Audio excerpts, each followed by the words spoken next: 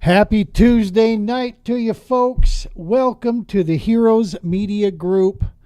It's the TPO Doc Talk podcast. It's Tuesday. We've got a show lined up for you here. Awesome stuff. I hope wherever you're at is warmer than where it's at where I'm at. Because I'm over this stuff, man. Bring on spring. Bring on, enough of the hard water. Ready to get my butt back out there. We've got, don't want to hex it or anything, but we got a forecast calling for a couple good days coming up here, so it might just be time enough for us to be able to sneak out. But we'll see out here. Hey, before we get going too much further here, as always, TPO Doc Talk podcast brought to you by the Romans Warrior Foundation. Check them out at romanswarriorfoundation.org. Hashtag helping is healing. Bringing healing in whatever form possible and necessary across the country is basically the overall big mission of the Romans Warrior Foundation. Of course, they are the stewards of the Global War on Terror's Wall of Remembrance. You can see that at GWAT Wall. If you got a big event going on in your town coming up, or in your community around there, and you want to take it to another level, reach out to the Romans Warrior Foundation and let's talk, figure out how to get a chance to get the wall into that neck of the woods. Also, we have the Field Ops division, which is our little division here, where we take folks out kayak fishing adventures, a little bit of camping, lots of laughs, a few fish in there.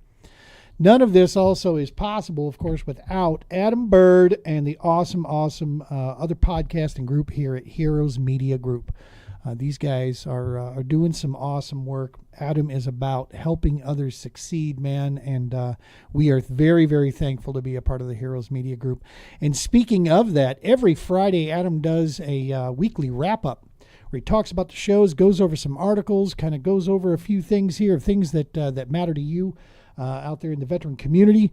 And he has asked, and I have accepted, I'm going to be his guest this Friday morning here. Going to join in with him, and we're going to do a little weekly wrap-up there together. So get a chance to chew the fat with Adam for a while and anybody else that's out there. So, all right, man. So pretty much the bills are paid there. The True Patriot Outfitters, you guys know us. Our mission is to get our nation's warfighting families outdoors and get fishing. We've got some events. Norton, Kansas, coming up May 2nd through the 4th.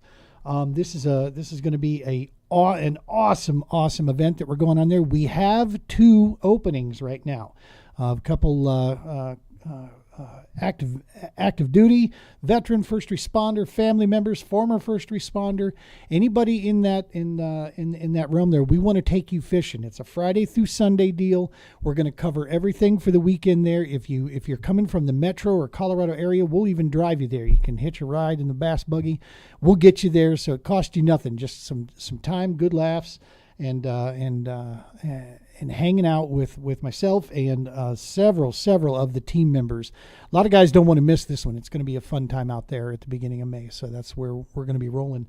And then after that, man, we've got an Elwood Reservoir that we're going to be doing. We got 2 to 3 people from the Nebraska area there that we're going to be meeting up with, a couple warriors out there that we're going to hook up with.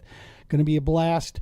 And we're working on a couple other deals here that we're going to hold tight till we have details on them. So just stay tuned. Be watching the TPO socials out there, and you'll see where we're going. Of course, we're going to be weekly, literally weekly, multiple times a week at Stanley Lake here in the metro area. Real central, located here in Westminster. Stanley Lake Regional Park. Fantastic little fishery. Awesome lake to go kayaking on. And great staff that's working out there. So we're excited to work with them a lot more this year. And that's where our Heroes on the Water work is also taking place there. Every other week, we'll have a Heroes on the Water event for the Denver VA Therapeutic Center. So make sure check out Heroes on the Water as well. All right. I think that's about it. I think we've gone down through. Yeah, I think so. So from here on out, as you can see, as I am adorned in the swag, of all swag. If you're not fishing American-made hooks, it's dog crap, to quote my good buddy and boss over at Eagle Claw, Mr. Eric Allee. Let's go ahead and bring in Eric to the show. How are you, sir? Howdy, dude. How you doing? Good, man. I've been waiting on this show. This one's going to be a lot of fun. Yeah, I'm really trying to bring the most awkward camera angles in your podcast history, and I think I'm setting the bar pretty high tonight. So, well, you and I we'll are we're the yin and the yang right now. You know, I'm firing down, you're firing up, right? yeah. This is what I bring to the table: big, oversized glasses and goofy camera angles. Are those glasses where you can magnetically change out the frames to get a different style anytime you want it? No, so now I got to flex on the glasses. They're actually from Pressed Records. Oh, So, okay. but if I move a little bit, you can see Yeah. they're made from records. So, Nice. my weird flex of the day. That's awesome. I saw a commercial last night when we were watching a show on Hulu, and the wife and I were like, "This strikes me like something from the '80s," but I mean, I can see where it'd be cool, and they look like that, but you can change out your style. It's just a magnetic clip that goes on the front, and bang, you can match your wardrobe, right? Very cool. So yeah, that's what I'm saying. All right, so we've got the rest of the boys hanging out here from the kayak side of things, from the Eagle Claw. I want to mention, I reached out, I got a hold of Lindsay. Unfortunately, Lindsay Martin, who is part of our team, she's one of our teammates, her schedule did not permit for her to make it here tonight. But we're going to have Lindsay on very, very soon, as soon as we can work out the schedule there. I've been meaning to chat with her anyway. So, yeah, that's going to be super cool. Very few people as dialed in to down south as Miss Martin is down there. So yeah, it's going to be, that's awesome to see. She's one of our teammates, man. So, you're doing some smart things over there, Eric. I'm just saying.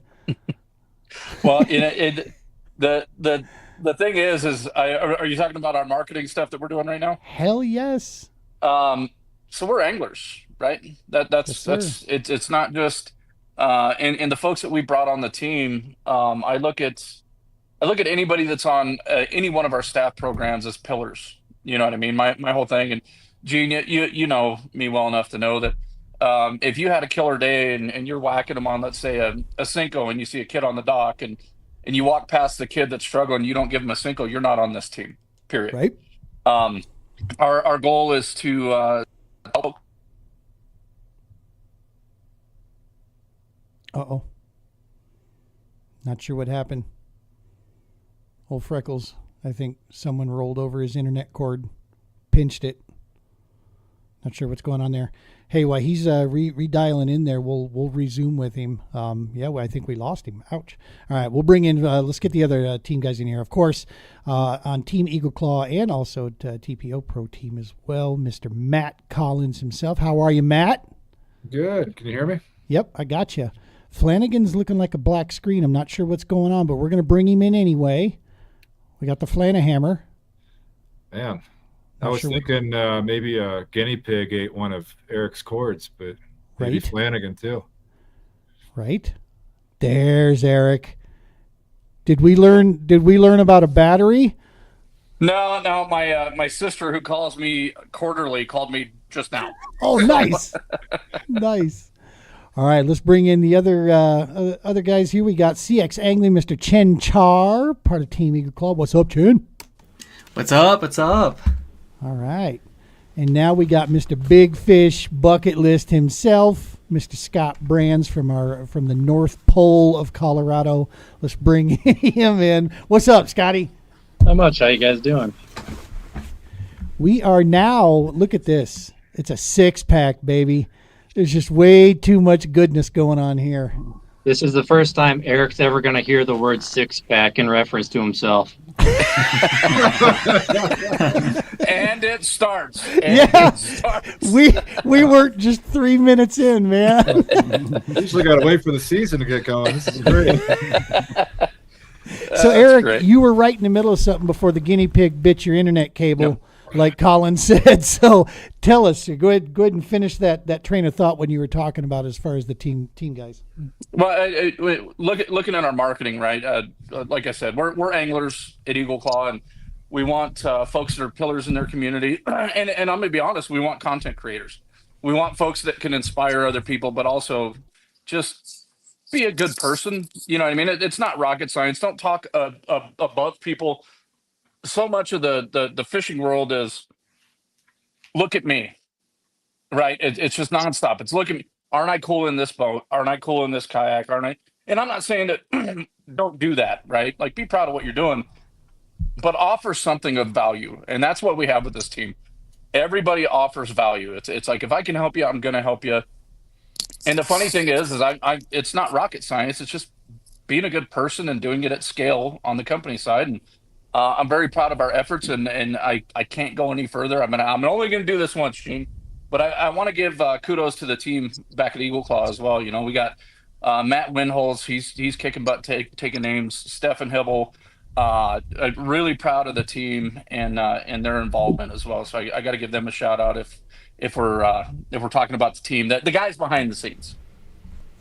Heck yeah, man. You know, one of the things when you and I first spoke a couple years ago about joining, and I mentioned to you, because I knew we got, you know, Scott Martin, we got Shaw Grigsby, we got Zona, we got these heavy hitters. And I mentioned to you, bro, I'm not a, you know, big social media guy. I mean, we've got a loyal and awesome, very organic following for the True Patriot Outfitters that I'm very proud of, but it's not huge. I mean, we're we're under $2,000 on the you know, on one of them, and we're closing in on 1,000 on another, and you know, so but it's the thing I do love about them is that it's a very loyal group. And your statement to me though about joining this team was, dude, I don't care about the quantity. What we care about at Eagle Claw is the quality. And bro, that just cemented for me that, you know, I'm sitting there going, all right. Yes. Till I can't do this anymore and I can't spell the word fish, I want to be a part of this team, part of this organization, and rep it out there. So when I saw the other jokers, you know, short of brands, when I saw everybody else that you hired, I knew it was real. You know? Yeah. Well, the thing is eyeballs are cheap. You know what I mean? That's the easiest thing that you can get in the world. You can get eyeballs. Yeah. I could put on some booty shorts and we can get some eyeballs, right? But it doesn't. It's not. Well, me wearing booty shorts wouldn't be authentic for one. But that's the thing that you can't buy, right? You can't buy authenticity. You can't buy realness. And the more we water down, and I'm going to do my best not to cuss. I'm really, really trying not to. But the more we water down ourselves, the more we run to the middle. And I'll do everything that I can to help the people I care about to be themselves, stay away from the middle. Be weird, be whatever you are, but provide value. You know what I mean? Absolutely, man. That's, you know, it's one of the staples, I think, of what we're seeing a switch out there. You know, I don't know how much more, you know, the power of the little guy will be. You know, it's either big or not really a conversation, which that's a good thing for us, I think, in the industry, because now you're going to have organizations that are focused on real. You know, not shock jocking, not clickbaiting. No, like you said, no oomsta music, none of that mess. Just real. Like this is it. Yeah, I'll give you an example. I in the industry, you'll get reports of how many miles driven with a wrapped vehicle. I do not care. Okay, like, do I appreciate a wrapped vehicle? Of course, I appreciate a wrapped vehicle. But if I have to choose between empty analytics and a video of the Flanavan, I'm going with the Flanavan. It's a story. It's a connection. You know what I mean? Like, it's just if I get going on this marketing thing, dude, I'm going to get so goofy because if I didn't have fishing, and I'm not trying to be dramatic, but I wouldn't be here. So every single video that we make, every single hook that we sell, every single minute that we spend in this industry, it's a touch point. And the ultimate goal should be like, look, dude, look, lady, the water is there. Nothing else. I don't need to sell you 100% of the time. All we have to do collectively is lead them to the water. I'll have them on when you get home, sweet lady.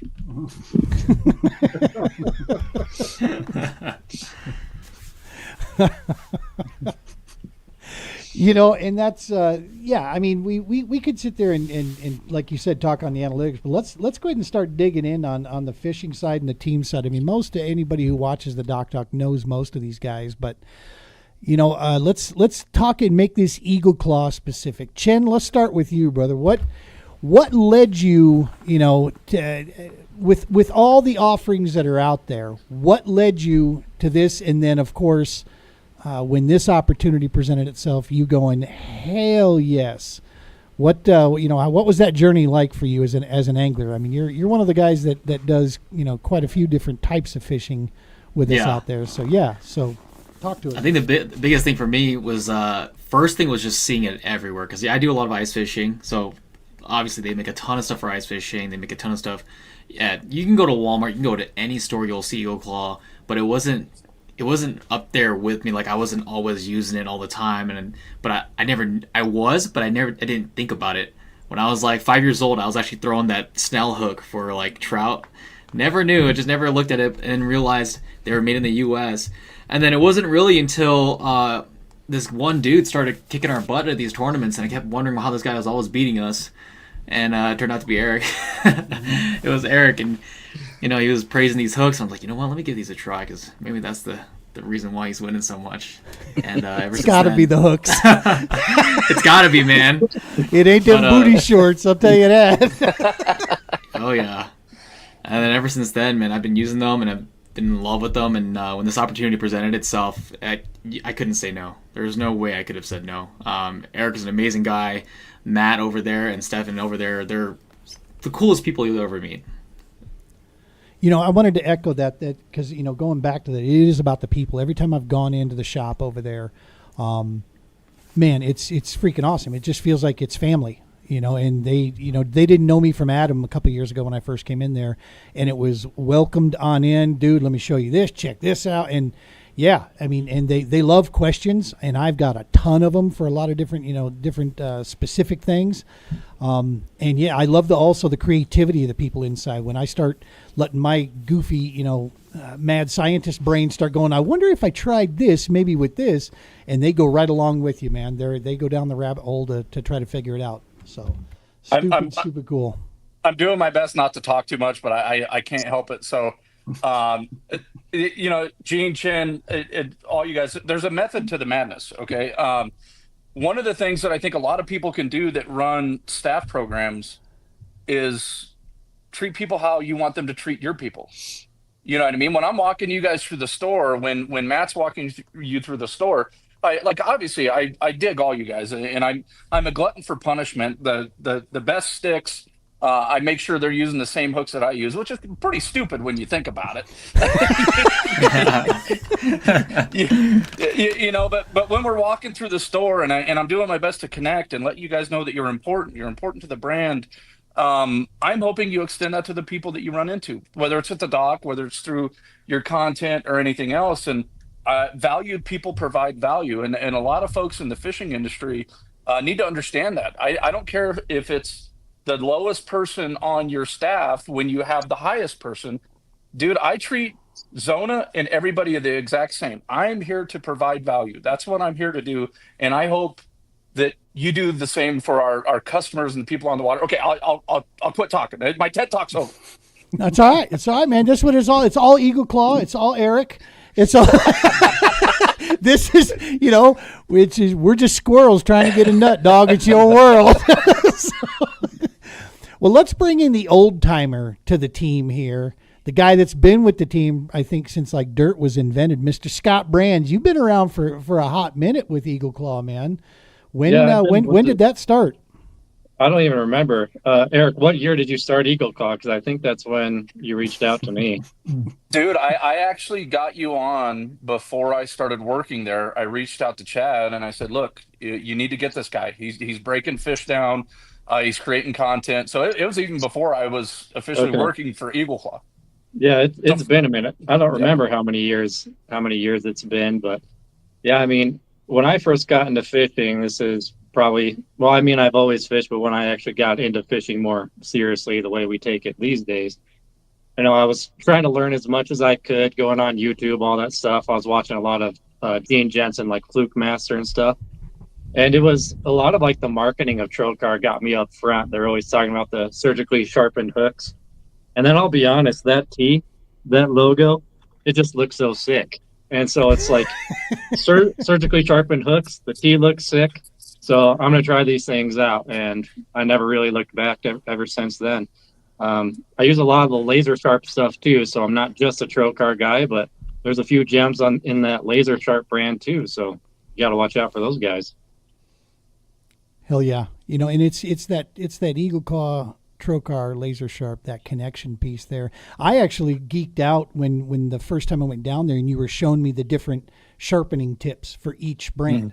I'm like, oh, That is so. I mean, it's something subtle, and the reason it was important is because I had mentioned that I'm one of those old school guys that still carries a hook file with me in the boat. Where I'll actually sharpen. Especially it started because of jigs. I keep jig fishing has always been at the heart. Why I got away from it, I don't know, but suckers, it's coming back this year. But that, keeping that. So we were talking about the different tips and how they were, sharpened on there. And so, yeah, that was ridiculously cool to see.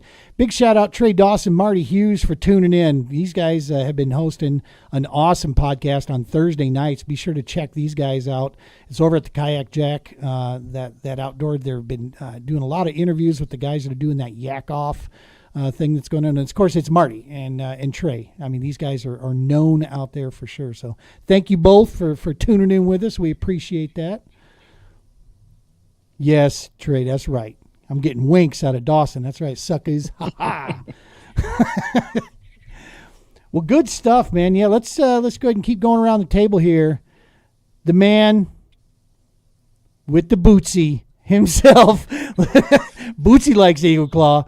Mr. Collins, let's talk about your journey to Eagle Claw, man, because you were out east there for quite some time. You come out here and said, finesse, whatever, I can do it. And boom, now you're like Mr. Finesse out here. Yeah. Well, I grew up on finesse, man. Really? I grew up in Illinois, and crappie fishing was everything. I didn't really bass fish until I moved out of Tennessee and started there, and then I lived in Tennessee, Alabama, and then North Carolina as well. But I was still doing a lot of crappie fishing, red fishing down in the Gulf. That really distracted me was redfish, but crappie, man. And you know how Chen's talking about the snell hooks. I told Matt in the store, it was a number 4 Aberdeen that was the crack, introduction drug for my family, and the Aberdeen hook, we caught bluegill, we caught catfish, anything, and I had so many good memories, fishing with my grandfather. He had a little John boat on a lake called the Pollywogs in Illinois, and it was just a little hole in the wall, and we would just go down there, catch red ear, all day long, and just have, make memories, and that kind of like family vibe. I loved it when I went to Eagle Claw, when Eric invited me out there. My father owned an insurance agency for 40 years in a town of like 300 people. Nice. And it had the same vibe, man. And I just love that. Like, you would think Eagle Claw is this big, giant corporate thing, and yeah, they're huge. But when you go there, it really feels like a mom and pop shop. And I love that vibe. Everybody cares about each other. Everybody's on, first name basis down the hall. And so I guess, starting out on like crappie fishing, and then getting into tournament fishing, again, what Chen said, Eric's kicking our butts out here, or other guys in the club that are like, the reason I won, I know Alex Rojas, he had a swim bait hook that he had poured, and it was, I think it was a 570 that he had poured on it. And he's like, I hardly had to set the hook. It did everything for me the whole tournament. I just poured a ton of TK 570s, in the last month here as my jig and minnow hook. But finesse, I mean, they make so many good hooks. The flipping hook that Eric just talked about on one of those videos, the MLF tournament, they were crushing them on it. But for me, the hardest hook to keep a fish pinned on is probably the drop shot with smallmouth out here, just because they love to jump and they like to pop off. And the drop shot hook is just, it does it, it keeps them pinned, and I love that hook. But beyond that, I think the thing about Eagle Claw or Trocar that I like is that there's so much more information that you get. It's not, you just see a bunch of hooks on a shelf and then you don't know what to do with it. You can get information. The fact that they're like, hey, these are your 3 hooks that you need for this technique. Let me tell you why you would use one of these. I mean, you don't even get that from a lot of companies of what they want you to buy. I don't even know what you want me to buy for half the companies out there. They're just on the shelf and it's something out there. So I think the education is a bigger piece, as well. I'm still growing as an angler, and I want that information. I think I'll always want that information. So that's another thing that I think is overlooked sometimes. But yeah, I'm super stoked to be on the team. I'm flattered. So Awesome stuff. And that I love to hear that I didn't really fish for bass till I left Tennessee. You're in Tennessee, Alabama, and you come out here to fish for bass. There's a lot of crappie out there. Yeah, there is. Again, I'm going to say this a lot. I'm doing my best not to talk the whole time. But, Matt, you said one thing about it's got a family vibe. It's owned by the same family that started it, right? So I think it was the first or the second time that Matt was there. There you go. First or second time Matt was there, a gentleman walked into the store. I introduced him to Matt.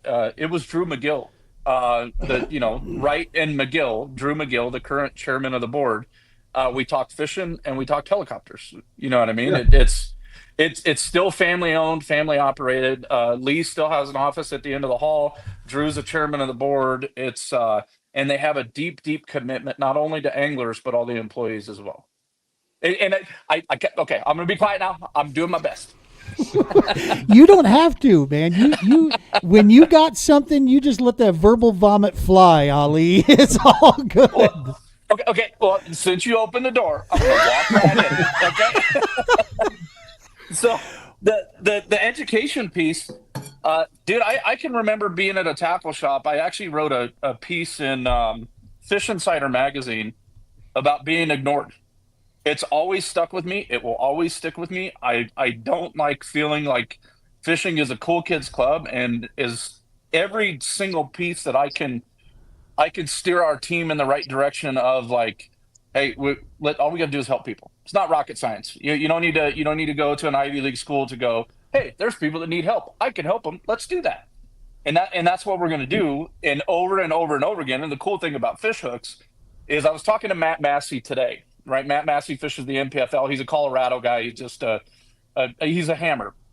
And we're talking about hooks, and he goes, Eric, you talk about the EWG and needing the EWG for bulky soft plastics. I said, yeah, it's not my preferred hook, right? My preferred hook style is not an EWG. I actually go out of my way not to use it. And he goes, dude, I use a TK105 for everything. I don't care about the gap. I know if I hit him with that 105, I'm going to catch him. So conventional wisdom says, wait a minute, there's not enough bite here. Yeah, it's a choose your own adventure, right? Yep. That's what this is. Yep. And our job is, look, dude, I'm going to give you the details on the hook. I'm going to give you a starting off point. I might even exhaust information as much as I can. I might turn it into a TED Talk, to be honest with you. But at the end, I want you to know, if you choose this hook over that hook, it's not wrong. You do you, boo. You know what I mean? You figure it out your way. And as long as it's American made, I'm happy. That's right. Love to hear it. Hey, Todd Martins from the great up north there tuning in here. What's happening, brother Todd? Appreciate you tuning in and checking out all things Eagle Claw. We got to get him loaded up there. That flipping hook thing you talked about is real, man. And before I comment on any of this, let's get our man, the Irish connection that we have here. Speaking of boo, let's bring in Flanagan here himself. Mr. Flanagan, you've this year is going to be year one of joining Eagle Claw there, which is phenomenal. You've been a customer of theirs for some time, so it was I think probably an easy transition for you. Yeah, I think I might be the newest guy. And when Freckles, he asked me, he's like, "Hey man, you want to join the team?" I don't even think I answered. I just think I just gave him a look like what you say? Like, why are you even asking me that? Dude? Like, yeah, of course I want to join the team. Get out of here. Yeah, it was easy. But yeah, I need to see that contract. Yeah. But yeah, I came about. Honestly, I didn't use them a long time, or when I first got into tournament fishing, because like most of us, we've got the hooks we've been using, we're comfortable with, and I just ran with those. And it wasn't until when Chen and myself and Arledge went to the national championship last year, went to 10 Killer. Freckles gave us all a Eagle Claw Trocar gift pack, bunch of goodies. Said, "Hey man, hope they bring you some luck out there." And actually, I really didn't use them in 10 Killer because I just wasn't throwing that kind of stuff. I was, of course, throwing a jackhammer and whatever. But then my next one was at Possum Kingdom, and the bite was ridiculously tough. So I was finally like, all right, I got to throw a wacky worm, I guess, because I know it works in Texas and nothing else is working. But I had these finessey light wire Japanese wacky hooks that I had always been using. They were my go-to. Then I remember I was like, oh, you know what? Freckles gave me those Trocar TK137s. They look beefier than the little ones I got. Let me try that. And no lie, it was either my first or second cast with one in practice, 21-inch, 5.5 pounder. Next day during the tournament, 20 3/4, another 5-pounder, 17-incher. Haven't used another hook since then for Wacky or Nico. It's the hook I use for Wacky and Nico, and I'm going to knock on wood, but again, not lying, not making a commercial. I have not lost a single fish to a hop off since I made the switch. And this is the piece that has sold, I think, anybody who touches the brand. One of the things I love is the simplicity. At the very back, this was one of the very first, slogans that they put up there. Eagle Claw hooks, they hook and hold. And that's no lie, man. When you get in there, you will absolutely, if you're paying attention, you will absolutely notice a hook to land ratio increase. I've seen it. I know every last one of you guys saw it. When you move over to that piece, if I lose a fish, it's because I'm stupid. It's not my gear. The two pieces that when we tournament fish or recreational fish, there are two things that separate you between, personal bliss and glory and invented new cuss words and shame. And that is, first off, your fishing line. Okay. Obviously your fishing line going through there, and no disrespect to all the great brands that are out there, but there's some flex with that. Okay. You can get away with, different things here and there. What you can't get away from is that terminal, that hook. That's your other lifeline, man, between you getting that fish on that bite and getting in the boat. And what we're talking about there is something that a lot of people still don't fully grasp, is the term fishing clean. Trocar hooks help you fish clean, dog. You do your job, it'll do the rest, and yeah, I mean, you just can't get away from that. It's there. Here I go, dude. I did my best. I've been quiet for a couple minutes. It's like volleyball. I get to set him up. So and Flanagan bringing up, Mr. Hughes, if you are with the fish hook company, I apologize, but I hope you heard that, and I hope you're interested. Okay, moving right along. Talking about the Nico rig, we're talking about the Marty Hughes rig, right? Mm-hmm. So moving right, talking about the hook stuff. A hook is a handshake, right? That's what it is. As an angler, that's your handshake. So if you go in with this broken little nub, all goofy, and then you do the worst thing that you could do, you got a broken wrist and you're soft and it's not firm and it's not clean. Even if you penetrate a little bit, it's not, you know what I mean? It's not going to work. You know what I'm saying? So you really, and I'm not gonna bash other hooks. Although I will say there's two kind, American made, and you know what I'm going to say about the other. But if you guys get anything from this outside of the love that we have for anglers at Eagle Claw and the love that this staff, this team has for you guys, one of the things, analyze your hooks. I'm not saying that you have to use our hooks, but do yourself a favor, analyze your hooks. If you're losing fish, look at the barb. There's another big company that makes a drop shot hook a lot of folks use. It's got a little tiny micro barb. And for some folks, maybe, I know that Aaron Martin's just one of the best anglers, if not the best angler to ever walk the earth, right? He was so on top of everything that I don't think he needed a barb. I'm going to be honest, I don't think A. Martin needed a barb. Oh, you look at this face. I need a barb, and I need a big barb. Okay. Um, if you look at our hooks and you look at the little things like that, and it's not just the barb, it's the point of attack. Just analyze it. You know what I mean? Like if I win a tournament, if Flanagan wins a tournament, if Brands wins a tournament, I hope he doesn't. I'm gonna be honest with you. But I, I want us to beat everybody at their best. I don't want to beat somebody because they didn't choose the right hook, or they I spent $800 on a rod and a reel. I spent $75 on Japanese fluorocarbon that's made out of adamantium and all the rest of this stuff. And then I just bought whatever hook I could find because it's just a hook. When I hear it's just a fish hook, Macho Man Randy Savage, top of the rope, 2 boots to the face. It's not just a fish hook, okay? It's the connection between you and your dreams. If you just drove 2,000 miles for a kayak tournament and you spent all this money, and then a hook is an afterthought. Oh, buddy, you're supposed to lose, right? I'm doing my best not to get too intense with all of it, but it's a fish hook is everything. You know what I mean? Like, and the best sticks in the world, Fletcher. All right, Fletcher had a great finish. His hook set geeks me up. You know what I mean? He reels down, puts a wood to him. Heads up. He measures his barbs. He measures them. There's a tolerance for a game barb and a practice barb.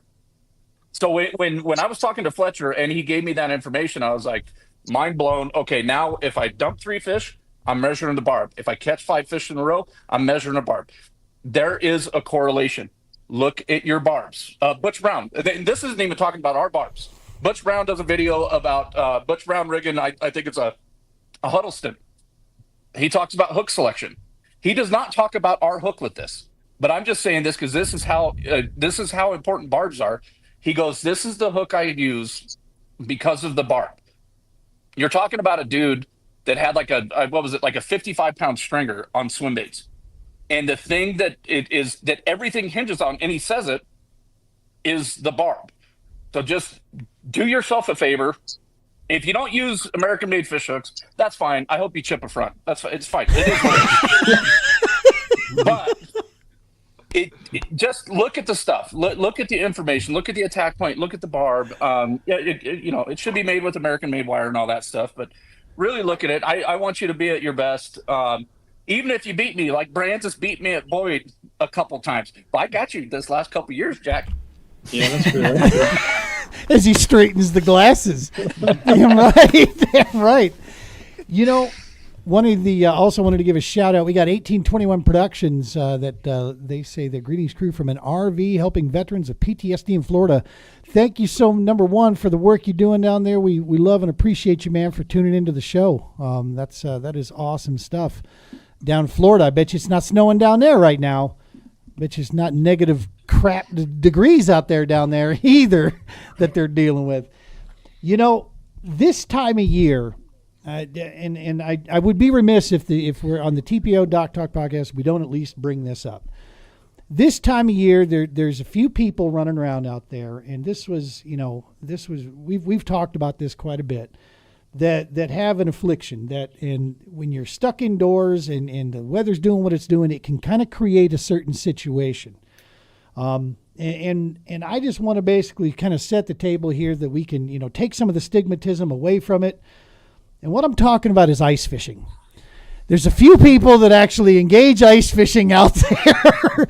And I know we got 3 of them sitting in the corner here. We got Flanagan, Ali, and Chen. I just want you guys to know you're amongst friends now here on the Doc Talk. And you're in a safe space, boys. So, that's one of the things that the jig, the hooks, the setups for an ice fishing is a big deal that you guys have. So talk, we're still in this horrible time of year. So talk a little bit about hard water there. You guys, the 3 of you. I'll let Flanagan go first. No, I just do it just to scratch the itch. I'm not a hardcore guy. I just do it just to feel the tug, but I'm not like looking for it. I'll just go up to St. Vrain somewhere where I don't have to hike across 11 Mile or Spinney or something or not Spinney. What's the other one? Antero. I keep it pretty local, but I do like it. And I Collins- just made a couple videos with the Eagle Claw paddle bug, and it worked. It worked like a charm. Collins, did that kind of sound like it was just a phase in college to you? I stopped listening.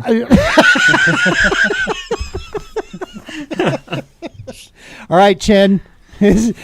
Hi, I'm Chen, and I ice fish. Oh, you already know.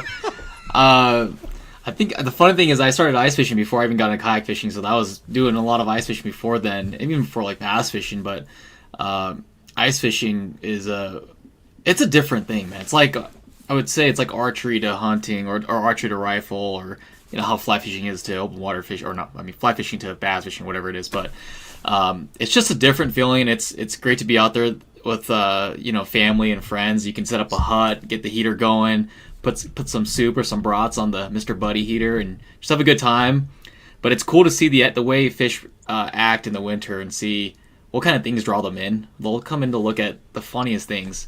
But I don't know. It's just different, man. It's just so different. The cold doesn't get to you when you're fishing, and we've got a lot of good fish here for ice fishing. You got a lot of good lake trout, a lot of trophy lake trout here. Not so much in the metro area. You can still get on some good fish as well, but a lot of good trout here. Good stuff.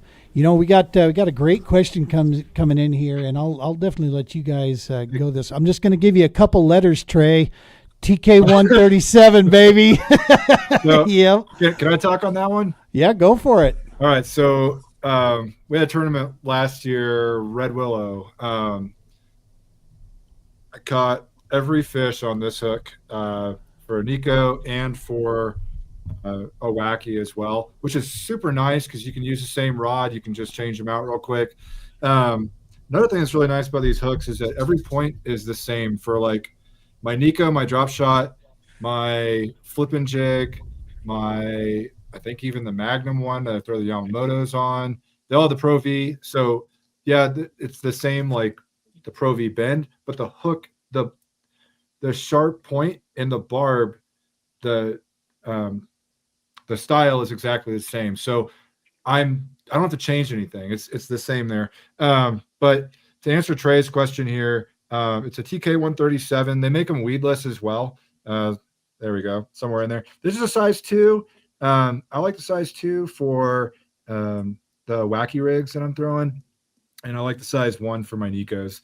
But yeah, I at that tournament, especially like when you're talking about you might only catch 5 fish. I had 4 fish that day, and I caught my 5th one at like 2:30 out of a 3 o'clock lines out. All on this one.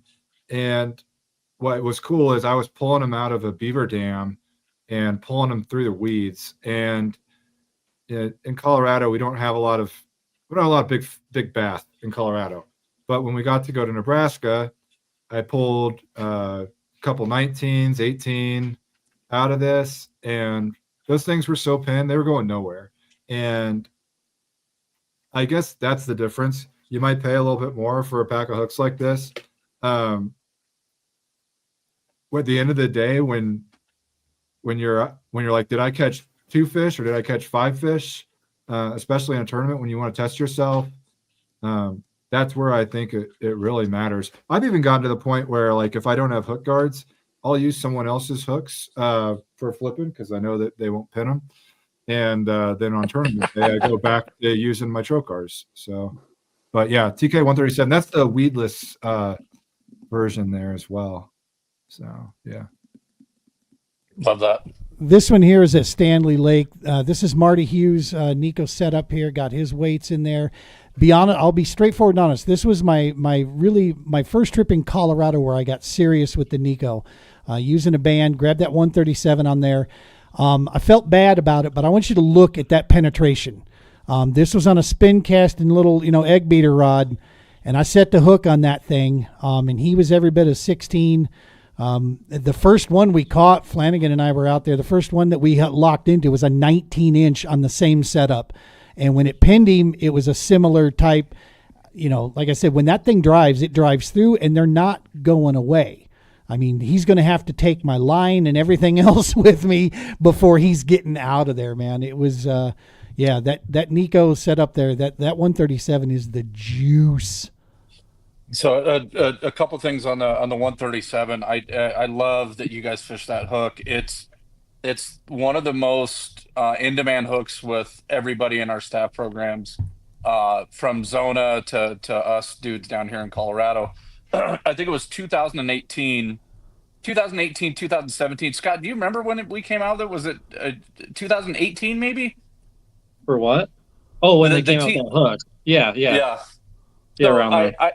I got to test the prototypes, right? And Nate Zielinski out here, he has it wasn't catch rate at the time. It was just called league night. This is where in a kayak you can compete against boats, and you're out there against bass boats and everything, and it's big fish wins. The first time I fished it, I was fishing Massey Draw against a concrete deal, size 2, exactly like Collins had, and I ended up beating, I think it was 36 or 37 boats. Nico rigging with a TK137. I got one opportunity. One. It wasn't like I got 2 bites. I got one opportunity, and it was pinned like that one that you just showed, Gene. And it's just, dude, it's a hammer. You know what I mean? When you hook them, to quote Zona, when you hook them, you own them. Yeah, absolutely. Absolutely. Yeah, I'm sorry. We were just feeding that. So we got Trey also coming in. Guides you could have learned last year. Drop shot hook. He only uses your original bait holder hook with the curved eye. Good stuff. Yeah. Like you said early on, it's make it yours. I mean, no one is ever, has ever said that there's, an absolute, in fishing when it comes to this stuff. The thing I love is that you have options here and you understand why you have options, right? The education component, that Eagle Claw offers, man, that's huge because it allows you to fine tune it, right where you want in there. And so, it's a huge deal. We asked, and we'll post this video at some point. We asked Shaw Grigsby, if you can only use one hook, what would it be? Immediately, I'm like, Shaw's going to pick a flipping hook or a worm hook.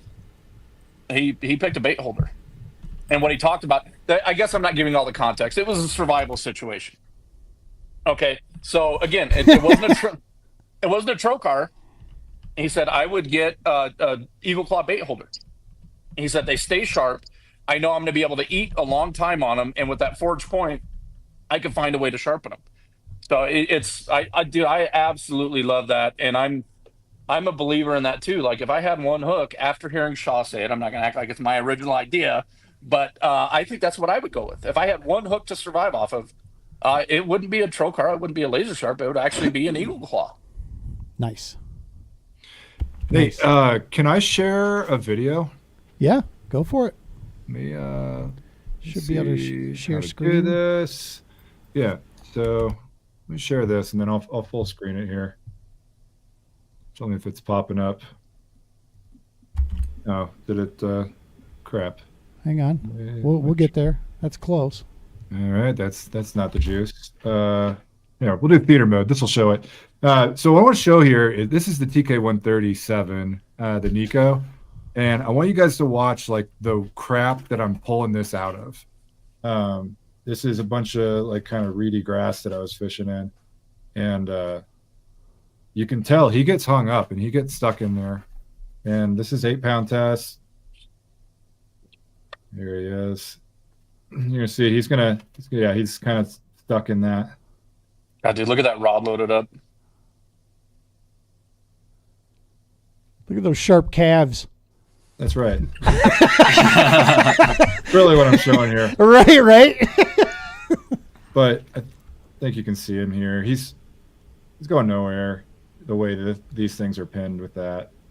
Because the point is so sharp that it just, that point is so sharp, it cuts straight through and the barb pins. When you keep pressure on them, they're going nowhere. This is Collins taking our money right there. Right. Exactly. Right. There you go. That's the best camera angle. Talking about, Eric was talking about bad camera angles. There we go. All right. Hey, Yeah, he's I'm gonna got go- booty shorts on. I was gonna go tell an officer someone robbed me, and I'm showing that video. Someone took my money. Yeah. I think I Is had everybody's- 60 inches that day. I think I had 5 inches. Is everybody's collective favorite the TK137? Is that what it is? For most Nico. people are. Yeah. For Nico. That or the For TK Nico, but 150. Yeah. oh, okay. This past season, I switched to I got a recommendation from Mr. Gardner, old Sandman himself. But he talked me into trying a Phoenix Recon Elite light. No, is it medium light? I think it's medium light rod. And I was like, man, I don't know. I've never used a rod that light. I tried it. It just feels so whippy. I'm like, man, I don't know. I thought I'm really going to have to set the hook to get any penetration. But again, since I switched to the TK 150, even if I don't feel the bite, if I just start, a lot of times on drop shots, you just want to start lift and reel. You don't have to set the hook. My old, even though they were lighter wire hooks, the Japanese ones I used to use, if I didn't get at least a little bit of jerk, I would lose more fish because it wouldn't always get full penetration. This one, it's just lift, reel, and it's in, and they're not going anywhere. It's even with a medium light rod, it's crazy. So a lot of hooks that we think are Japanese are actually made in China too. Just a little food for thought, everybody. And I'm going to put you. I'm going to try. I'm going to see if I get this phrase right. You know what I mean? Because I've got an 18-year-old. Actually, he's 19. Sorry, Eric, you gained a year on me. And I'm trying to be cool here. So I'm going to put you guys on game. Okay, that's what you say when you're telling somebody something that might help them. I'm going to put you on game. All right. Okay. Super cool. No cap. Anyway. Oh Jesus. Have you guys fished the TK 180? No. Don't think so. Is that the swim bait one? No. So the TK 180 is a light wire finesse hook. It's got a long shank and it's got the double barb keeper. If you're ever in a situation where you're bubba shotting or maybe you're split shotting, I just showed my age right there, or you need a light wire hook for a finesse worm, the TK 180 is another. It's kind of a sleeper, but all of our West Coast pros, Littner's not on the West Coast anymore, but it's a hook that is in high demand, so much so that sometimes we have a tough time keeping up with the 5/0 demand.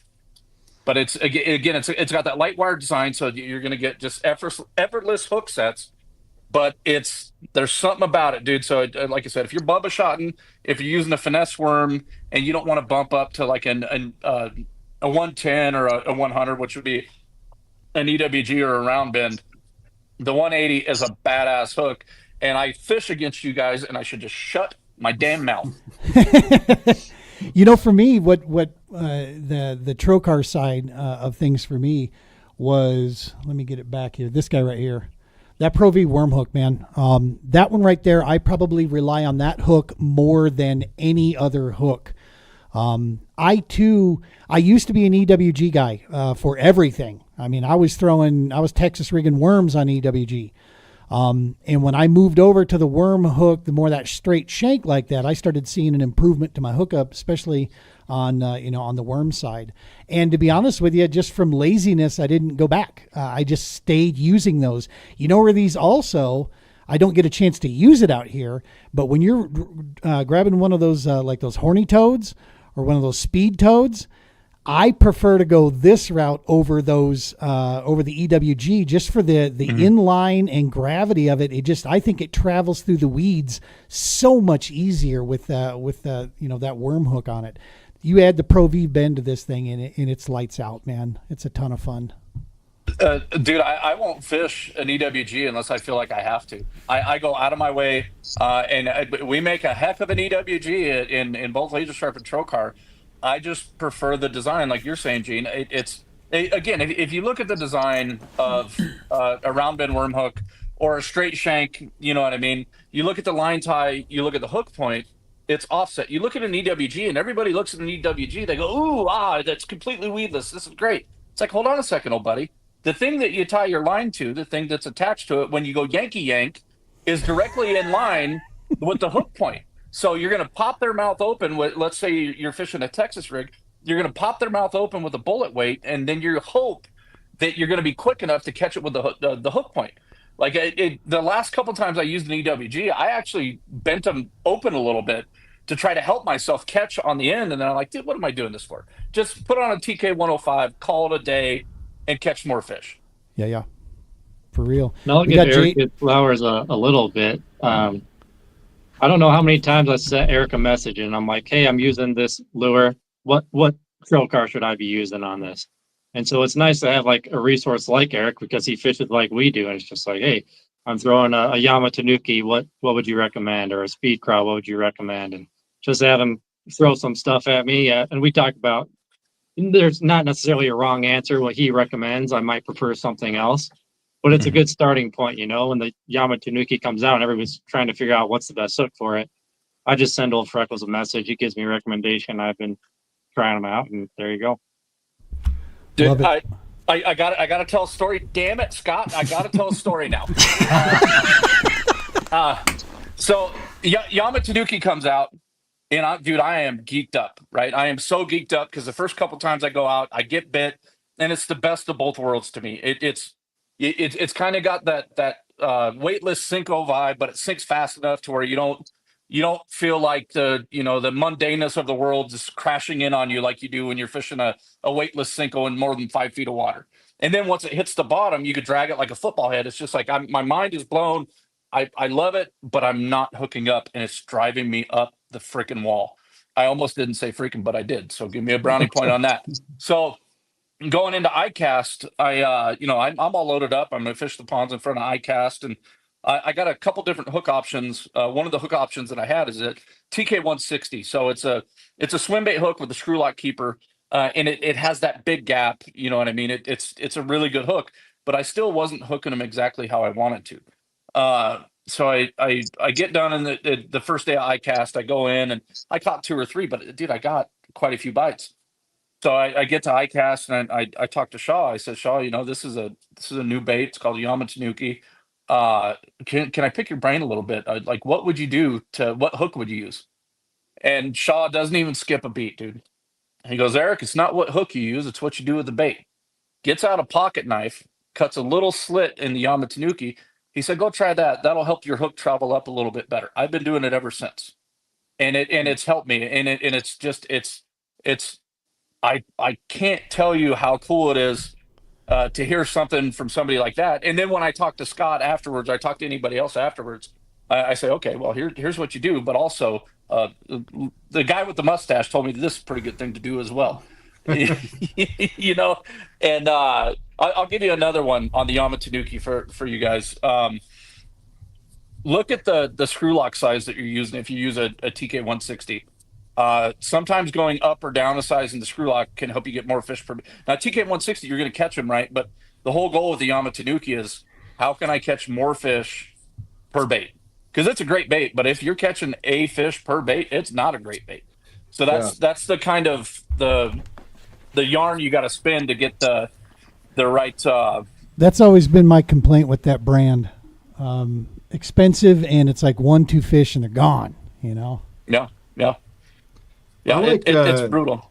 I like a different one. So I was down in Texas last February, and I was fishing a lake down there, and they were right up on the bank. I mean, it was like boom, boom, boom. And I had the TK125, so it's the magworm.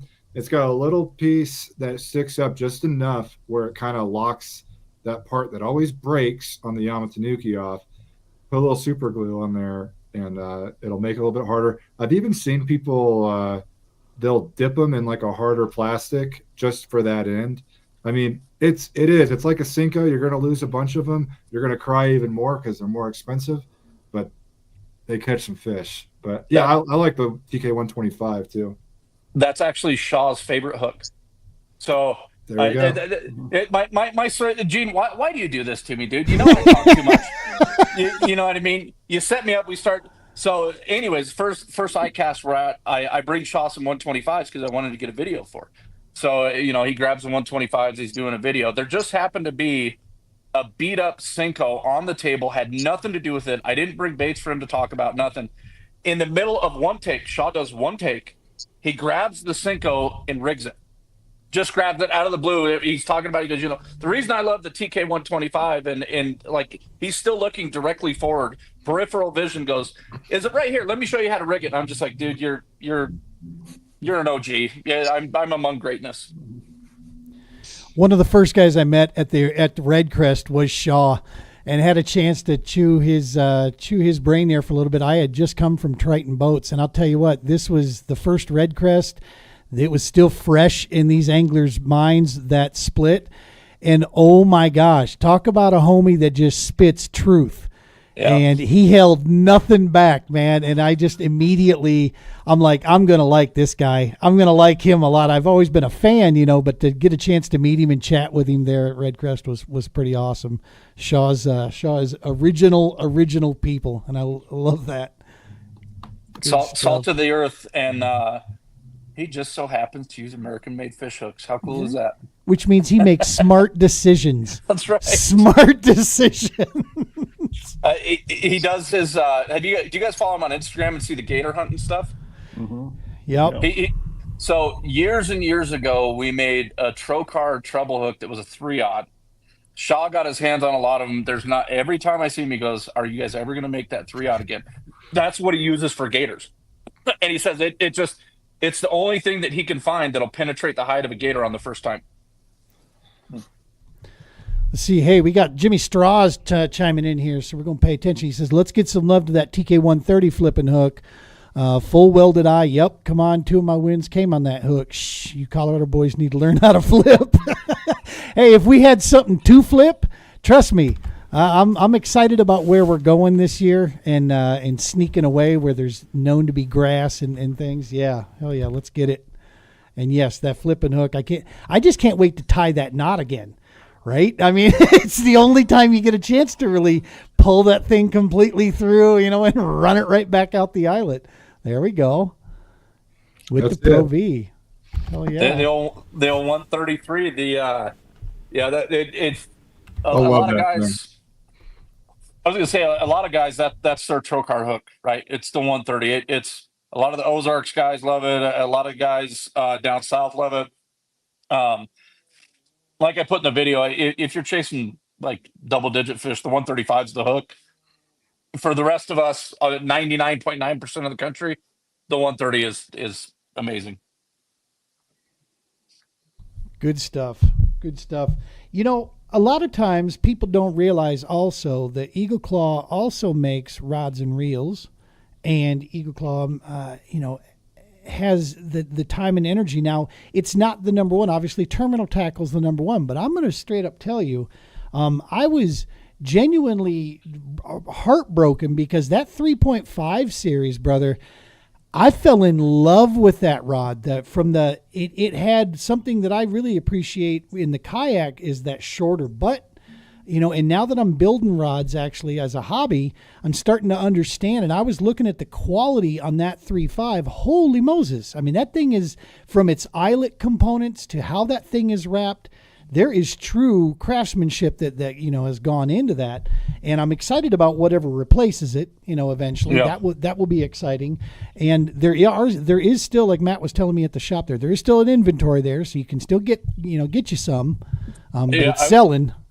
I was going to say, if you yourself in Colorado want to get your hands on some of that craftsmanship, you just go on down to the country store, and I could tell you that you will not find anywhere on the internet or otherwise a rod that good for the price. I mean, we're cleaning out inventory to where we could free it up to get some more rods in, and I don't want to say we're giving them away, but it's pretty dang close. I mean, yeah. you can tell you this way: the discount's so good on them right now.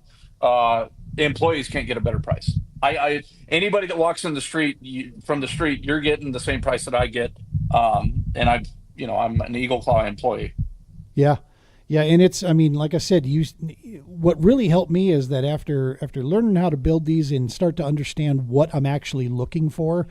I mean, I'll be honest, prior to doing that, dude, I was, eyeballing them, looks like the eyes are straight. I was looking at, the action and the feel. Now I actually understand what to look for when it comes to the quality of components used. And that 3.5 series is legit. Also those Colorado branded spinning reels. Dude, those things, I've got a couple other name brand reels that are like literally twice the price. And those Colorado ones, those Eagle Claw ones, dude, those things are smooth as butter. And I just went through and cleaned all my stuff. Just pulling them apart and seeing what goes into it.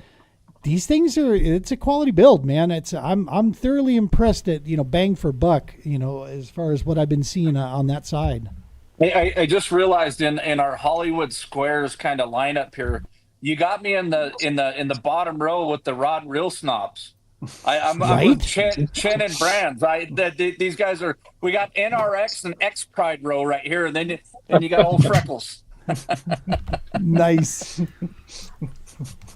Yeah, I rock a 3.5 here and there. Yeah, there you go. They're good, right? And really, with the rods and reels, Gene, one of the things I really want to hammer home for folks is, Chen's gonna grab one. I'm grabbing. This is an RX right there, right? Just kidding. Yeah, but don't sleep on the new Cryo series though too. When I first saw them, I was like, you guys just released this?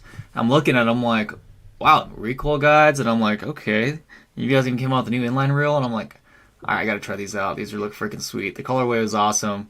And actually, I bought, I think, every single model just because I was like, I got to have every single one. Put a hurting on some fish already this season and some lake trout. So, but go ahead. Sorry. To be young, no wife, no kids. I bought one of every model. Yes, sir. The NRX of the ice world. I like it. So when it comes to open water rods and reels, right? What we really look to do is to hit the value performance kind of crossroads. You know what I mean? Like we're never going to be competing with an NRX. We're never going to be competing with an X Pride. But what we want to do is, let's say that the new flyover series, we hit you at the $89 price point. We want to be the best offering at the $89 price point. You know what I mean? Like if I keep going on this, dude, I'm going to get sham wowie on you. But the gentleman just below talked about the yellow rods, still our top seller, right? Still our top seller.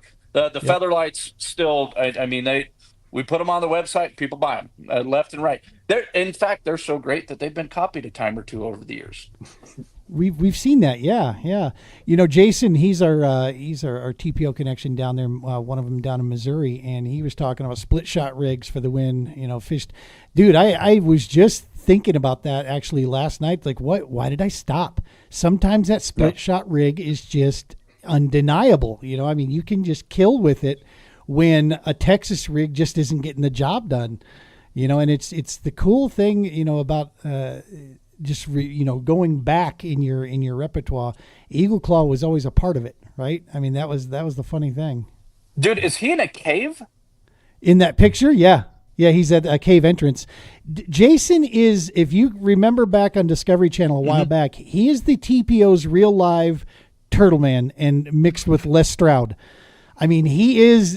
Total. You want to talk about a guy that can get backwoods and survive.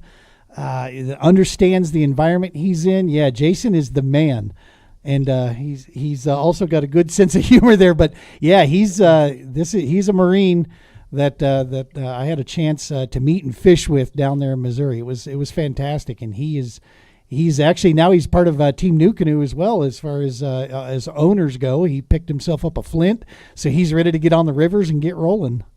So speaking of survival. Okay, there you see how I kind of weave this in a little bit. World War II, right? The country goes through a very tough time, and they were rationing a lot of things because of the war effort. Steel was in high demand, and Eagle Claw actually built, and this is how we stayed afloat as a company. We built survival kits for all the soldiers, and that's how we not only survived but thrived throughout it. So the survival kits, they had weights, they had hooks, and we actually put lures in them as well. So some of the folks that if they found themselves in a situation, they could use our stuff to survive. Oh yeah. So you see how I took the cave, and I was like, oh, is that a cave? How about this little ditty? Right.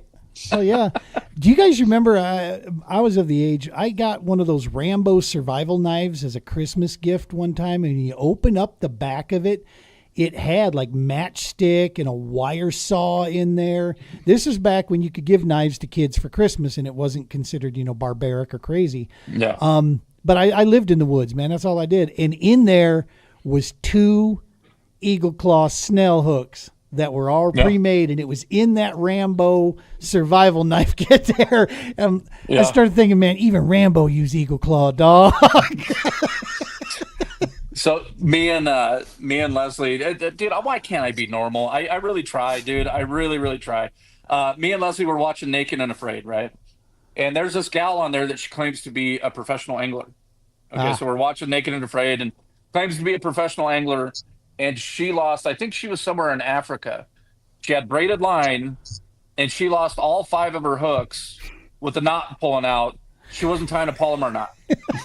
Braided line, so the line's slipping, and I'm just watching it. I'm going, dude, this is everything wrong with the fishing industry. This gal's calling herself a pro, and I just, yeah. Anyway, Cave, right? Cave.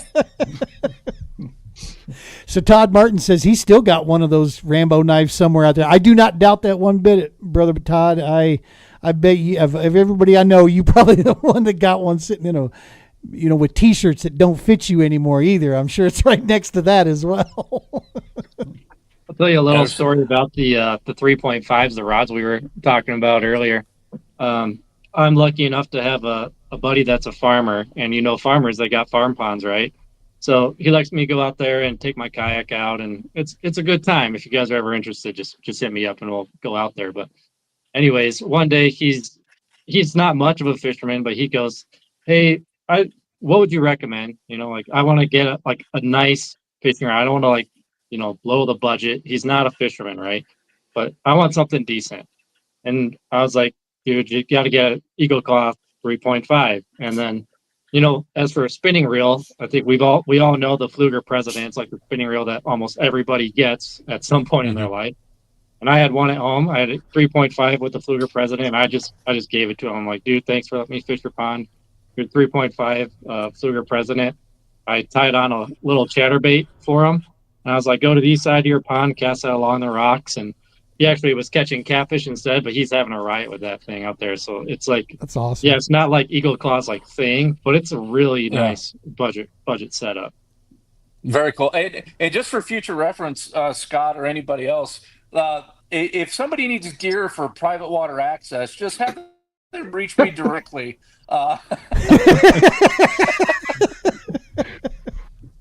Yeah, you said private water in Colorado.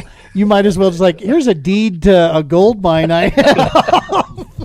Yeah, well, we'll go ahead and get you outfitted real nice. Just give us that access. So talk to me, Eric, while we wrap this thing up, brother.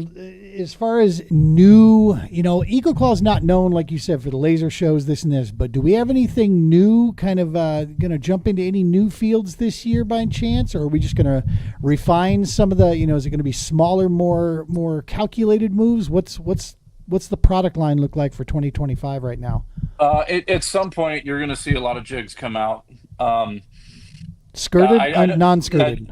Non-skirted jig heads, I guess it would be a better way to put it. Sweet. And it's going to be across the board. We're working on a couple things as well that you see how I want to say something but I can't. Copy that. No worries. But yeah, no, we're working on stuff, and it's one of those things where you got to look at where we're at a little bit as well. So our bread and butter's fish hooks, and if we could sell folks fish hooks like OEM companies, that's a good play for us. So you guys are actually using a lot of our hooks in other areas and you don't even know it. But that's where we want to grow. We want to grow overseas, of course, you know what I mean? We want to grow in those markets, but here on the domestic side, it's definitely going to be jig heads. My dog just went out the doggy door and she just squirrel. Sorry about that. Yeah, jig heads. Jig heads. We're going to have a lot of jig heads. We do have another hook coming. I don't know when it's going to be coming out. And I'll be honest, dude, if I have my way, we're going to have a couple more hooks, because one of the things that we have to do, we have to look at the current state of soft plastics and what anglers need, right? You look on the finesse side. What have we done on the finesse side? Not only have we started strolling a little bit more and stuff like that, but baits have gotten a little bit smaller, right? So we really need to have offerings that are going to facilitate that. If you're talking about a finesse paddle tail or something like that, we want to give folks multiple options. And then on the big side, hopefully at one point, I've been working with Oliver Nye. If you guys know who Oliver Nye is, we want to make sure that if he wants to, he can use our stuff all the way up to like a 10-aught. That's like my wish list. It would be that. Why didn't I just say some jig heads, dude? Why didn't I just do that? You know what I mean? Like, That's awesome. And it's always good, and there's a lot of, the collaboration going on. You're working with Core Tackle. We've got some collaboration working with those guys over there. I'm a huge Matt Steffen fan. I've known Matt for several years. He was one of the first pros ever to come on the TPO Doc Talk, 3.5, 4 years ago. And I knew him from up in Wisconsin, up Minnesota, Wisconsin area up there, of course. He was one of those sleeper guys with over 500,000 in winnings. But, at the time, 4 years ago, not a lot of people had heard his name. And it's like, you know what? These are the guys out there that you need to be. This is how it's showing you how you can make a living doing this stuff that you may not have the Iaconelli name behind it, or whatever. So that's why, so when he and Johnny got together, Johnny just, what a dude is just a natural educator, man. He has a way about him is how he presents stuff. So that was cool to see Eagle Claw working with Core. And I'll say this: there's another trail car coming from those guys. Nice, Yep. Nice. Well, I just got some behind the scenes. I got a guy that I need to introduce. If you know of him, but I don't know if you've ever officially met him. But a guy that you mentioned earlier, and so I kind of hit him up on DMs here, and he said, "Yeah, sounds good. He's interested in chatting with you." So this could be a cool thing too, seeing what they're doing. So, yeah, are we talking Nikos? Is that what we're talking right now? Yeah, we are. That's a little bit of right on. Hey, real quick, you're talking jig heads. There's a sleeper jig head that Eagle Claw has, and the Laser Sharp brand, the Pro V holographic. So I know tungsten's like the thing, right? You can save a lot of money throwing these. I've tested them on live. I'm a live scope guy. I know other guys are Lowrance or Humminbird, whatever. But on live scope, I've tested this straight up with other tungsten, and the return is the same or better. So guys and the good thing about it is you get a Pro V bend hook, so you get a good hook. That's the biggest gripe that I have with a lot of the tungsten stuff, is that you go to set the hook and goodbye, you'll lose it. So if guys are looking at forward facing game, looking for a good jig head, the holographic one is really good. Save you a lot of money off the tungsten stuff too. I love that. One of the things I to piggyback off what you said, Mr. Collins, if you guys are new to forward-facing sonar, anybody that's watching this, I don't care what brands you buy. I mean, obviously I do, but I'm trying to be modest here, okay? Get tungsten and get lead. Don't just go to tungsten because all the cool kids are doing it. Does it sink faster? Yes, it sinks faster. That's not always what you want. You know what I mean? Like there's times where you want to keep it. When you talk about strolling, you're talking about manipulating in the strike zone and moving it as slowly forward as you can at times. In tungsten, that's going to make that job harder. So don't just go, okay, the latest and the greatest is tungsten. I'm going to load up. Where's all the Japanese tackle? Let me get all the Japanese tackle. Is it Japanese? If it's Japanese, I want it. Don't just do that. You know what I mean? Get lead, get tungsten, play with both of them, see what works for you. And I'm going to give Mr. Chanchara flex here. Dude, you take the TK570 and you make your own ditties. Yeah, what I do with that is I make my own. It's like a strolling head. It's a strolling head kind of, and I bend that eyelet back like 180 degrees. So you got your 30 degree, 90 degree. But it's almost on the 190 degree. What that does is it manipulates the action of that plastic. I mean, you can pretty much roll any plastic. When I tried it on like a big swim bait, which is kind of cool. It makes me kind of sad because there's a jig head. I think it's the tungsten ball head, which is for shaky heads. But they're on clearance now, and I'm like, are these coming back? And he's like, no, these are going to be discontinued. I'm like, okay, I'm going to come in. I did that. I came in and bought a bunch of them. So, but what I do is I bend that eyelet back, and I've been using that. And the cool thing about those are you can have a thick gauge hook, and you get the trocar, the V-bend, everything you want. Whereas most strolling heads on the market are all very light wire. And I get that you're throwing them on spinning rods, but I mean, the way they're eating it sometimes, you could get away with a heavier wire, and if you can, why not, right? But I will say one thing, though, that I'll use, there's another hook that I don't use it for its intended purpose, kind of. But it's going to be that TK8 and the TK23. So obviously the TK23 it's a pre-rigged one, but I throw them on these spoons. and I was tying up these stinger hooks with the wacky hook initially, and they would be fine, but on the bigger fish, you could bend them out because you're using obviously like a heavy rod. And then when I saw these when I was in the store, I'm like, oh, I think those would be perfect on a spoon. I threw those, and now I have every single one of my spoons has got those on there, but just a little side piece there. To me, this is the stuff that geeks me up, right? As an angler, this is the stuff that really geeks me up. Is the fine tune. I look at everybody that's on this feed right now. It's you take the baseline of what we know as anglers, and then you just go. I'm trying not to cuss, Gene. I almost did.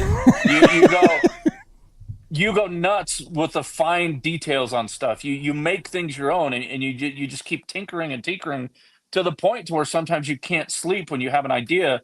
And this is the kind of stuff. Me personally, this had nothing to do with the team. This is the kind of stuff I like being around because I've been the crazy fisherman my whole life. When everybody's like, you meet somebody at a barbecue and they say, yeah, we fish too.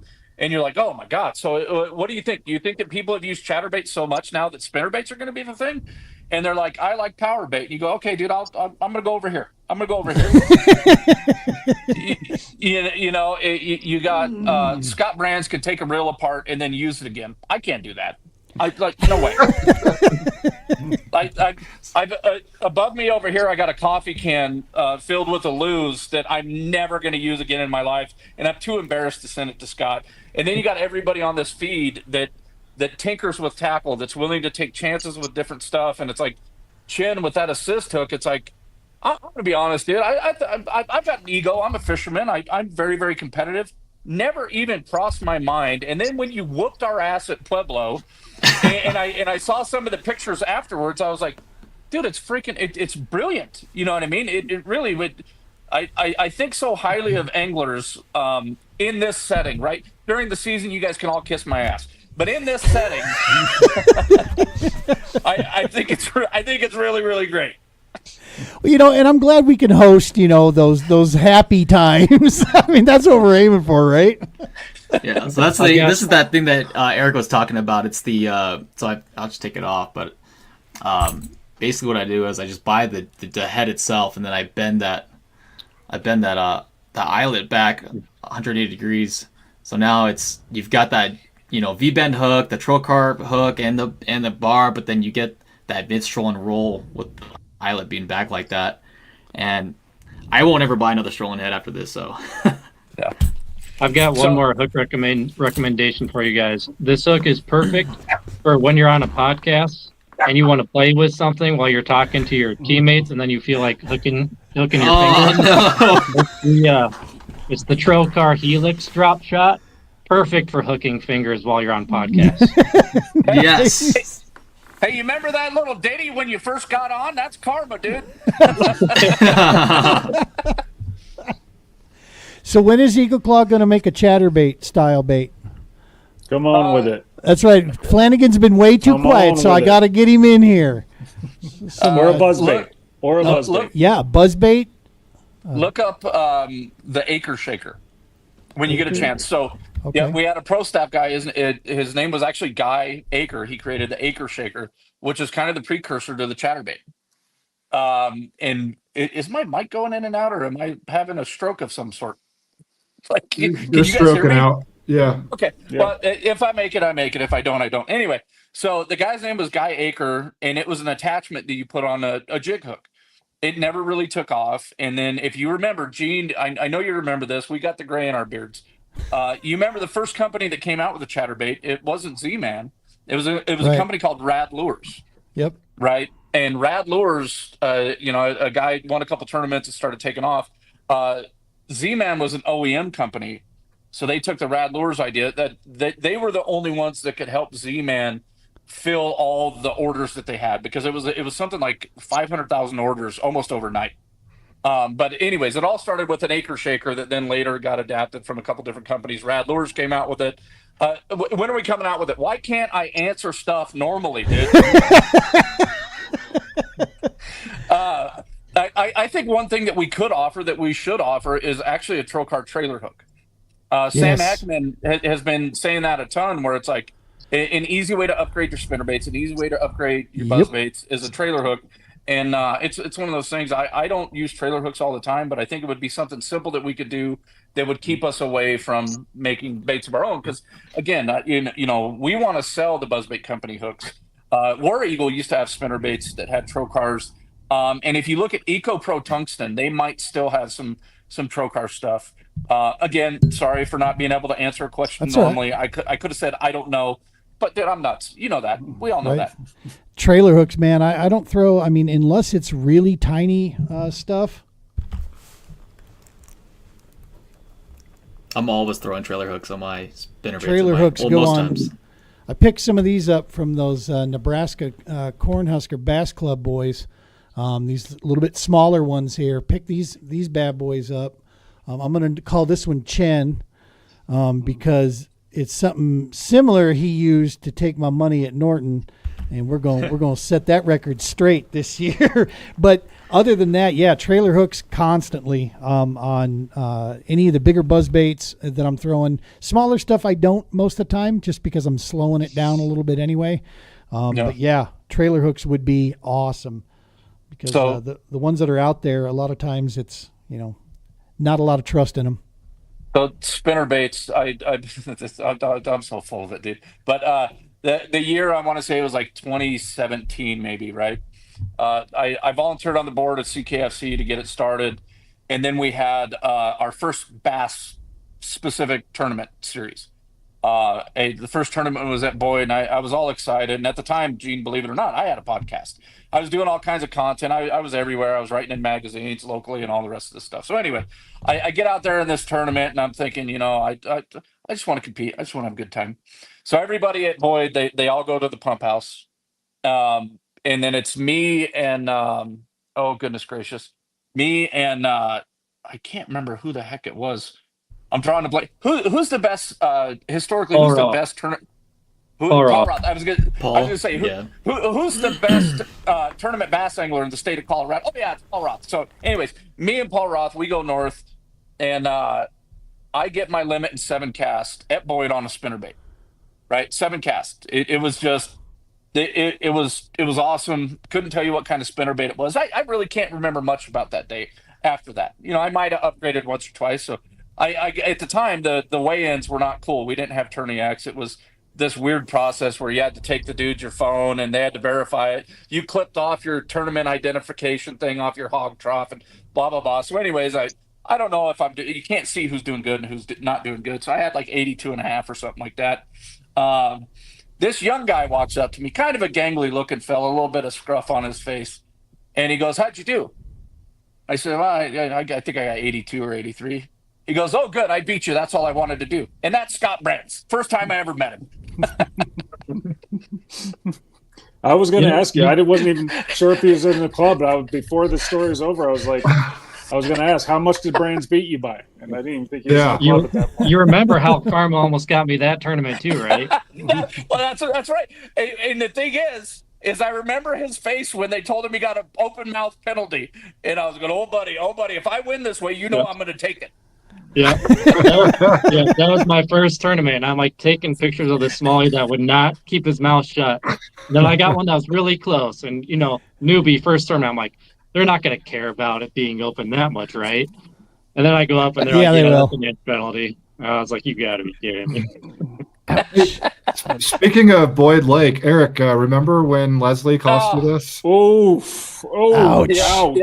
Ouch. Yeah, Shots fired. I'll still never forget that one either. Oh, here we go. Everybody. How many of them? We're playing that game? I'm just kidding. This was the OG. That was the 2017. That first year that Eric was just talking about. This is what the old AOY trophies used to look like. Nice. Well, yeah. So I'm gonna hold up medicine bottles because that's what I've got on this end. Hold on, let me get my readers so I can. Right? There we go. So hey, we got a thing great. is, sorry, go ahead. Sorry. I was just gonna say we got a great question that come in from Todd. He says he needs a Trocar finesse tube jig head for his Great Lakes smallies up there. Can't be too light wire. Will be used in a 2 1/4 to 2.75 tube. I think Matt Collins, I bet you has that because he sent me. got them downstairs right now. Oh yeah, Where's Yeah. one?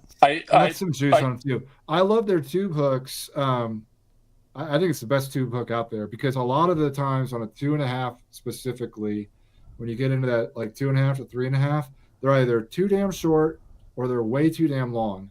And the tube hooks at Trocar tube hooks, I don't know the number on them, Eric will, Mhm. but they're awesome. I got a pack downstairs. I was actually just sent a copy to Gene, but So we're talking about it. And then Scott got some juice as well.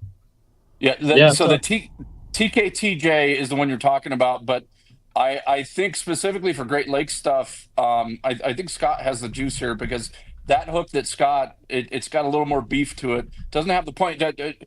Learn them up, dude. Yeah, I just found out it's not Trocar, but it's the laser sharp. It's actually the net head, the finesse jig head.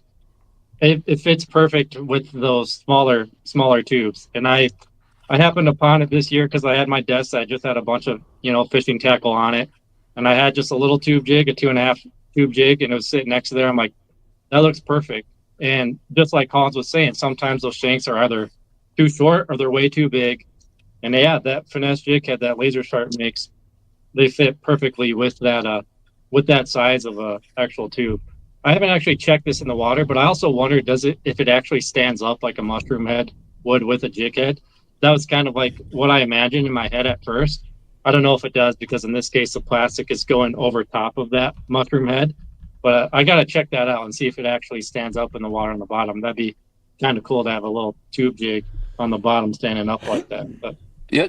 So the thing that's tough with the TKTJ, which is a tough thing to say, it does. I mean, Collins, it's got a light wire, right? Like it's when you're talking Great Lakes fish, you're talking 5, 6s. And I've never fished the Great Lakes, but everybody that I've talked to said that these fish are pissed off, mean something crazy. I would love to sell you on the good, better, best, the best brand, but I think the best bang for your buck, if you're looking for one of our products, it's going to be the Laser Sharp. We do make laser sharp tube jig heads, but I would go with the Ned. That's what I would try. I feel goofy not telling you to go Trocar. Collins, it's a great suggestion, and that's what it is. It's a tube jig head. But I got a feeling it's going to be too light, especially when you specifically said not too light. I mean, it's a lighter wire. It's made to penetrate in open water kind of deal. Yeah, and those Great Lakes smallies, man, those things are real. Those things are footballs up there, and they are strong. It's smallmouth fish are just they're built so different around the country. You get them out of the Mississippi River, you get them up in the Great Lakes area, you get them out here, get them down south. It's just so cool to see the different species and how they evolve and adapt to their environment out there. So Yeah, I heard. it's really. So I see. I can't help my damn self. You know what I mean? It's really cool. We're talking about smallmouth. It's cool. You have a tournament. All you got to do is finish top 5 to win AOY. You've been tied for AOY going into the last tournament of the year. I think 5 years in a row, right? So all you got to do is catch some fish. You get done with the tournament. You're looking at it. You're going, you know what? The only way I don't win AOY is if somebody just came out of nowhere and just kills them. Then you call your wife like you do after the end of every tournament. You say, and this is the funny thing. I was calling her sympathetically because I didn't think she caught anything. And I'm calling, getting ready to brag. Dear, all I caught was 3 or 4. I didn't get a limit. You know what I mean? Big Poppy didn't get a limit, but you still love me. So I said, yeah, dear, how was it? She goes, I don't even think I'm going to enter them because I didn't catch a limit. I said, well, what do you mean? She goes, I only caught 4. If you remember, Collins was the only person to get a limit. I think I caught 3 and I took 3rd. And I told her, I said, dear, you got to stop whatever you're doing. You could have won this thing, put them in. And it's the right thing to do because if I was going to win AOY, I had to win it the right way. But my sweet lady, my sweet little Latina that makes me green chili every Sunday, whooped my ass and took my AOY away. And She's whooped all of our ass before, so it's all right. Yep. No, a little piece of juice. I forget who pushed this out, but on the, I don't know, maybe you guys have done this on tube jigs. You ever take a cotton ball, shove it full of smelly jelly or whatever you want, stuff that in the very front of it? Scott, you want to tell them about the book? Or you want me to tell them about the book? Chad LaChance put that Nobody out on his talks last about the podcast. book, Eric. Don't talk about the book. I'm trying to buy a copy right now. Stop Keep talking about the book, all right? Paragraph 1, there is no book. Yeah. It's already like $400. The $300 book? Is that the one it's you're almost talking about? $4 now. There is no book. Stop talking about the book. So I'm going to put you on game. No cap here, all right? No cap. Scott, we got to feed the baby birds here a little bit, all right? Don't worry, baby birds. We're going to feed you. Okay, just preface. All right.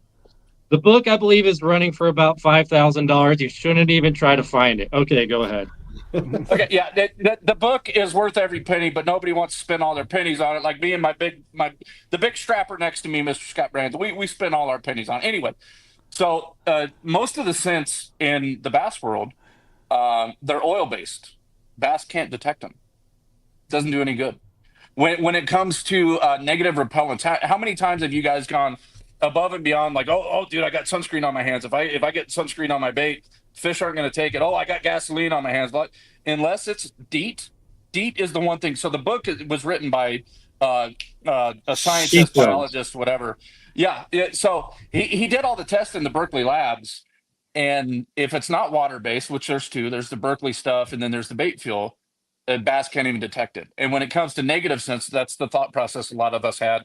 Dude, I've got right behind me, I've got bags of stuff marinating in smelly jelly that's probably older than my kid. You know what I mean? I used to deal with all this mess and all the rest of the stuff. So I'm reading the book, the $5,000 book, and I'm going, oh, okay, that sucks. Okay, so it unless it's water based, they can't detect it. So if it builds up your confidence, oh buddy, let's do it. But do the same thing with a cotton ball. Just make sure it's water based. And I just put you on game. No cap. Jesus. I love it. All right. Well, listen, gentlemen, I can't thank you guys enough for taking the time to come in here and all the great comments that we've had running down through here. There's a lot of good kudos coming in. Great info, guys. Thank you very much. We had Trey out there. Great show. Tons of valuable info. We appreciate you guys, man, for chiming in. We're going to try to do more stuff like this as we go down the line here. Try to get more specific on our content when it comes to these, the fishing side. And, it's during the off season, right? Somewhat of an off season, except for the 3 afflicted. For the rest of us, for the rest of the men, we choose not to go out. Pueblo this weekend. Let's go. I just when I thought I was going to be able to get in there, then plans. So yeah, maybe Monday. Monday I might be able to get down there. And if that's the case, I'll definitely. But got some challenges there. But at any rate, folks at home, go check out Eagle Claw Trocar Laser Sharp. You're not going to be disappointed. Take it from the goofballs sitting in this room right here. And if tonight's conversation doesn't show exactly where the roots of this come from, I don't know what else can. Eric, dude, always gold, always a pleasure. Putting us on cap, no game, or whatever in the hell it was that you were saying. It's even worse when you say it. Hey, I'm gonna stand 10 toes deep in this. That's all I'm saying. I have a question really quick. Gene, I'm glad you brought that up. So I just turned in an article to Kayak Fishing Fun magazine, and I used 10 fins in standing on business talking about wiper. I don't know if that's going to hit, but I definitely we're pretty damn cool, Gene. You know what I mean? I think so. Yeah. I mean, I got a 22-year-old college kid, living in my basement, so I get all the good stuff. Yeah, that's gas. That's gas, dude. Right? Oh, no. Oh God. I've improved my drip many times. Yeah. I'm getting severe deuce chills over here, guys. Yeah. Now it's a podcast, dude. Now I'm getting excited. Gentlemen, thank you so very much. It's an honor to be on a team, any team, or just in general vicinity of you guys. And I'm looking forward to taking every last one of y'all suckers' money this year. Not a chance. And bringing back, old man. LL Cool J, don't call it a comeback. I mean, it's all that's. I've got the playlist. Yeah, it's we're getting after it this year for sure. It's going to be a blast. Thank you guys so very much, each and every one of you. Thank Folks you. Folks at home, make sure to smash that subscribe button, hit that follow. Much appreciated. Go check out the True Patriot Outfitters at truepatriotoutfitters.org. Check out our little shop there. All those proceeds help us put on more and more events. We're booking up events, a ton of them this year, more than we've ever done to this point yet. And we're going to keep that going forward as long as we keep getting that support in there. We want to keep these bad boys moving. So, yeah, and absolutely. If you're not in position to do that, just hit a subscribe. Share the page, share the podcast. That's a huge, huge deal that really, really helps. As always, folks, tight lines. Be safe.